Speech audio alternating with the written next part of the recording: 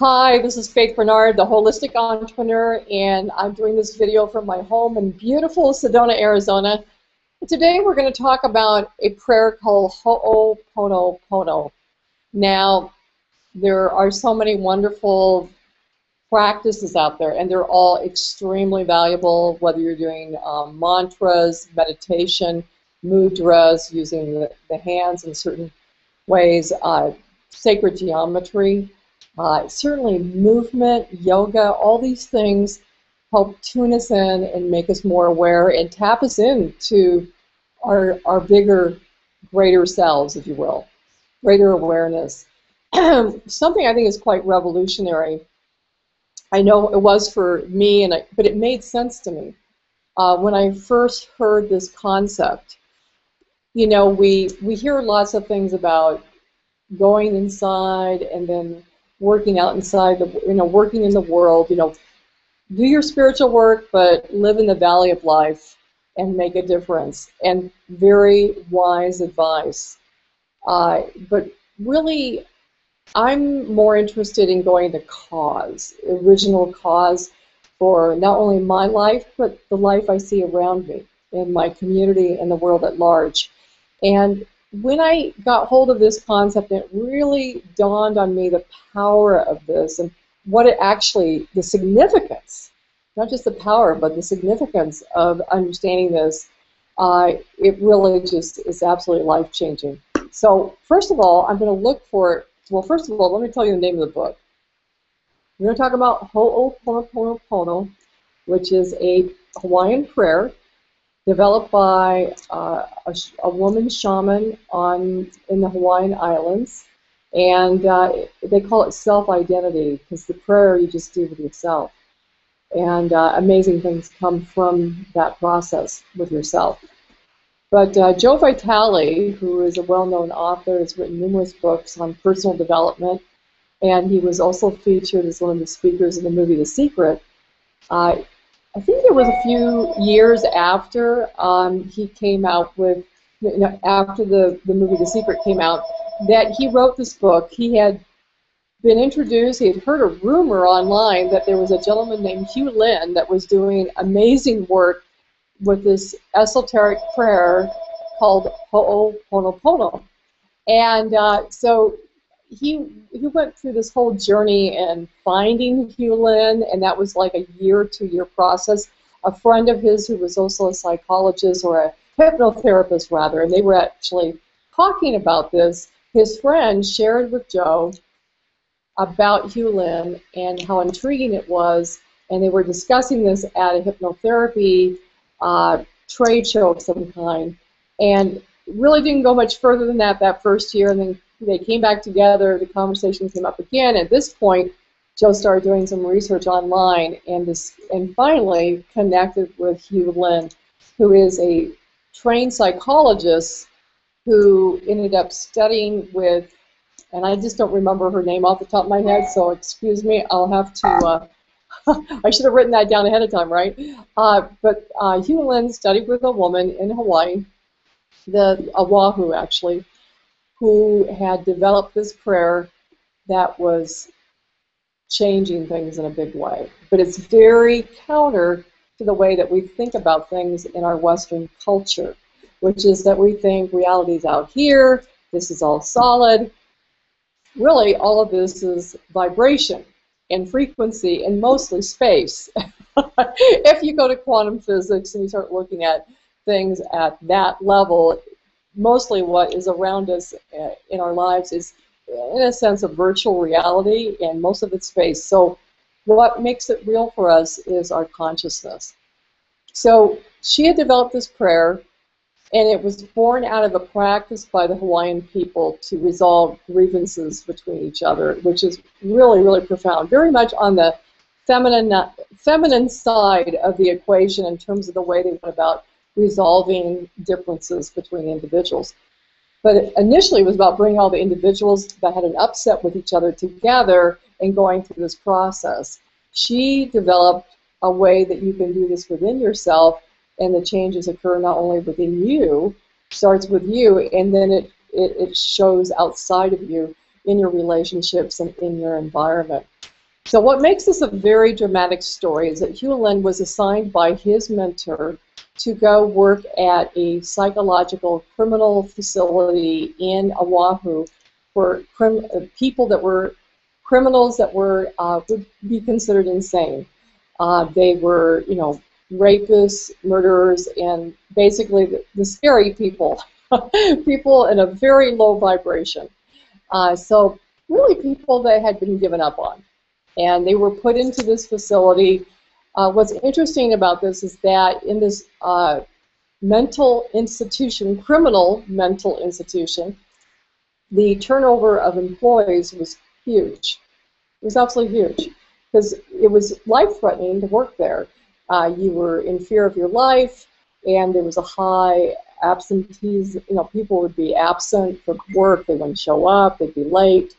And the psychologists that were assigned to the ward tended to last about 3 months. They came in with all this enthusiasm and these great ideas, and invariably they were gone in 3 months, typically. So the staff there were very skeptical, and they just felt that when Hugh Lin was hired, it would just be another experience of another psychologist coming in with these grandiose ideas only to see him or her leave in 3 months. So Joe discovers Hugh Lin and learns about this prayer process. It takes him a while to get his mind wrapped around it, okay? It's pretty mind-stretching, but once you grasp it and start practicing it in your life, at some level, you'll see some amazing and dramatic shifts. So it is worthy of knowing about and more so understanding, integrating, and then bringing it forth in your life for massive transformation in your own personal life and as a result in the lives of those around you. So I'm looking for a quote here. There's a number that by Debbie Ford. Let me just see if I can find this.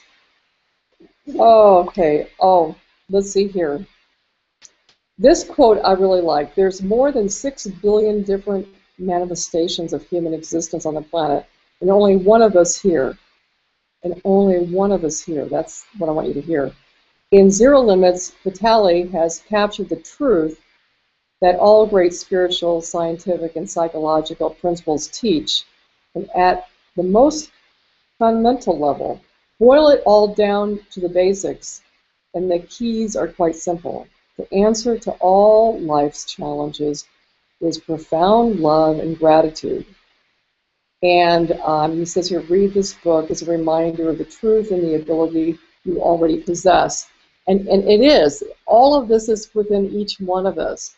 So I want to share quickly Hugh Lin's story. So his mentor, by the way, she's mentioned in the book, and I don't have the name at the top of my head, but his mentor assigned him to go work at this criminal mental ward.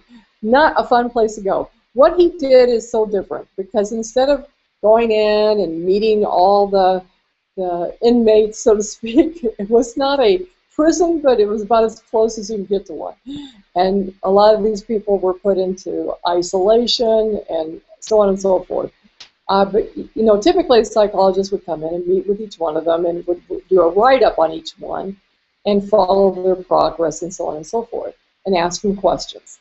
Well, Hugh Lin did get all their records. He got the records of all the inmates or the patients of this criminal mental ward, and he sat down each day, probably a couple times a day, and read through them. And they were pretty wretched, you know, their crimes they had committed. You know, there was a lot of darkness there. And he would focus in, here's what's unique. In Hooponopono, based on the premise that even though there looks like there's a lot of us here, but there's only one of us here having many experiences in many, you know, different bodies, so to speak, but we're only one spirit, one consciousness having numerous experiences through different forms called human beings in this place called Earth Planet Community. And so because he had really embraced this prayer process in his life and in his practice, he was up for the task. So what he did is he focused on each of these, people's situations. However, then the focus was to take 100% responsibility for their actions. Now, this is counterintuitive, right? Completely counterintuitive. And I find myself, I'll read this, I'll do my best to try to incorporate into my life, and then I forget about it, consciously anyway. I find myself wanting to blame political figures for things, you name it, different groups, because I see such pain and suffering in the world, and therefore our first inclination is want to blame. And the blame thing really has to do with our belief in separation.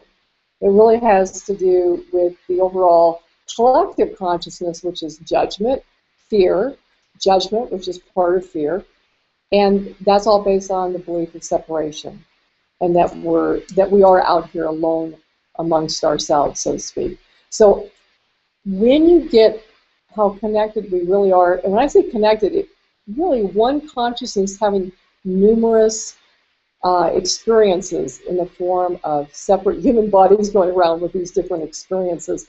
When you really get that at a deep level, and then you'll start to experience how it reflects in your life. So what he did is he focused on these medical records of these individuals, and he would just simply take 100% responsibility for their actions once he became aware of it. So once you're aware of something, you have to take 100% responsibility for it. Now, resistance will come up right away. I didn't have anything to do with that.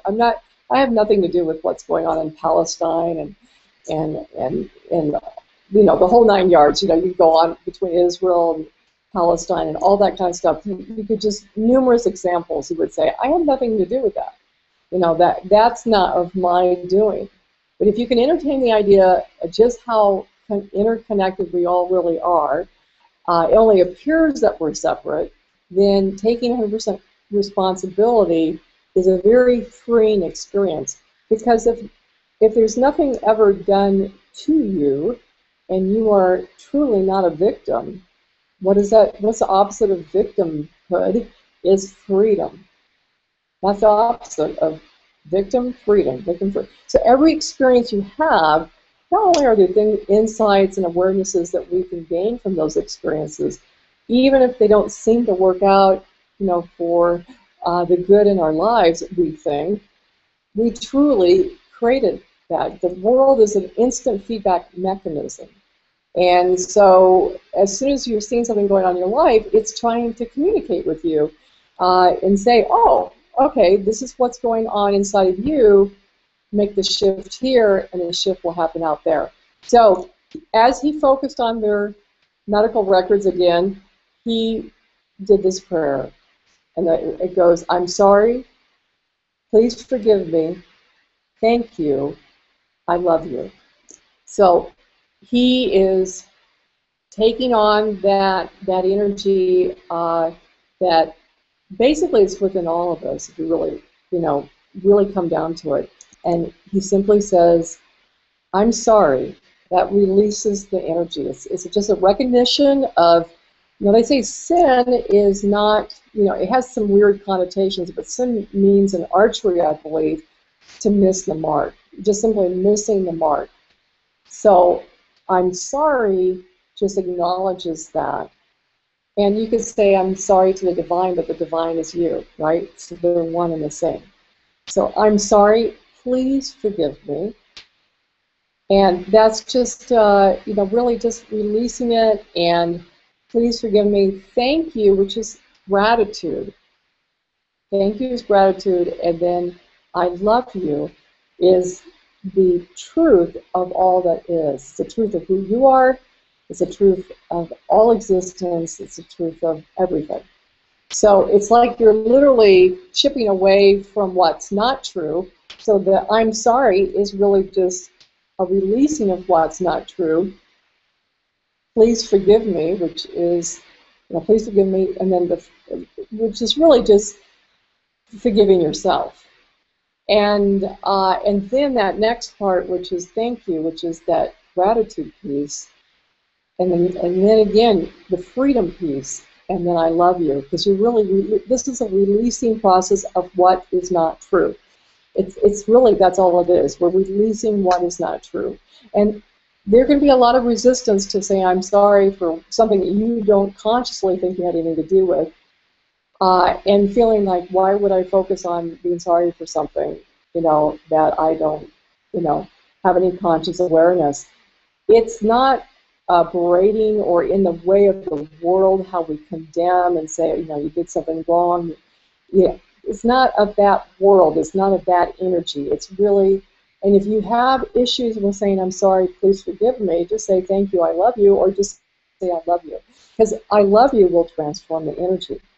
So what he did is he looked at these records and he said those words. And then he would do this continuously.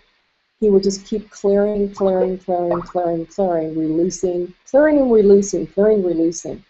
Getting things down to what Joe's book's title says, zero limits. Going to get things to zero. So that's where the birth of all that is.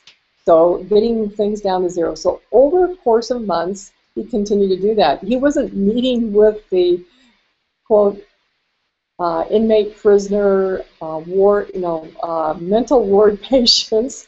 He wasn't meeting with them in a professional sense. However, he did get together with them recreationally. And what started happening, this is interesting, when he started at the ward, the paint would not stay on the wall because of the negative energy. The plumbing didn't work. People didn't stay, as far as staff. And most of the ward patients were, in chains and often in isolation. It was just a bad situation all the way around. It was just absolute negative energy. As he did this for the first few months, each day and week that went by, it got better and better. And pretty soon they didn't have to restrain people. And pretty soon, the staff didn't mind coming to work. And pretty soon they were able to repaint the ward, and the paint didn't peel off, and the plumbing started working. Okay, so this is big. Plumbing starts working, paint's not peeling off the wall. Inmates don't have to be shackled and put in isolation, and the staff is like staying. They're not leaving. They're starting to actually. And then get this. Then they start having activities with the people that are in the ward. So they do cooking and they do different activities. They go out on what do we call it? I don't want to say retreats, but they go out and do things, exercise and bake sales, and just sort of interesting, completely opposite of what had been going on prior to Hugh doing this process. And at first the staff was like, "Who is this guy? He's absolutely insane, and he's not meeting with the patients, so to speak." And it just didn't make any sense, and they were extremely skeptical until they started seeing the changes. And the changes just got more and more dramatic. And then pretty soon, the patients, or I should say the staff, started asking Hugh Lin what he was doing, and he started sharing the whole Hooponopono process, or prayer, with them. And then in turn, the inmates, for lack of a better word, they started requesting information, and some of them, not all, wanted to practice the prayer as they learned about it. So there was this huge transformation. I believe it was 3 or 4 years later. They had to shut the ward down because there was no need for it. Can you imagine getting into the prison system and applying this, where you just simply look at people's records and you do the prayer? Oh my word. I mean, that is absolutely life-changing. So really what I want you to entertain today, one, if you haven't read the book, get Joe Vitale's book, Zero Limits. You will not regret it. It is life-changing. If you're willing to entertain the idea of the prayer in your life, if you're not comfortable doing the I'm sorry, then just do I love you. And here's the cool thing. You can do it throughout the day. You can do it as you're doing business with other people. You're talking to people. You can just do it silently inside yourself. I love you. I love you.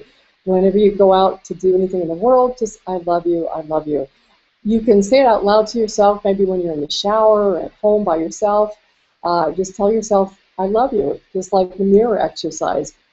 And do it silently to yourself as you're out there connecting with other people, and watch what happens. There's actually a top car salesman in Hawaii. He's like one of the top salesmen, and he does very well financially. And his practice with Hooponopono is that when he's with potential buyers of the car that he sells, I don't know if it's Volvo or Mercedes. It's a nice line of cars. It's probably a Mercedes line. And he'll just meet with them and smile, and doesn't have the agenda to sell the car. He just tells them silently, to the divine, to himself, and to them, I love you. And he just repeats that a few times and repeats it. Just sort of now an automatic for him to just continuously bring that forth in his day-to-day activities. And as a result, more people want to do business with him. Go figure that, huh? Anyway, that's my video for today. I want to encourage you, depending on where you find this video, you'll see an opt-in box on the right. You can get access to my self-love series and there's a particular exercise that is truly life-changing. I think you'll get great insight and impact in your life, and something you can start doing right away. And also, if you happen to see this video on one of my blog posts, we have an opt-in right down below. So opt in, stay in touch, and we will definitely catch you on the next video, everyone. Thanks a lot.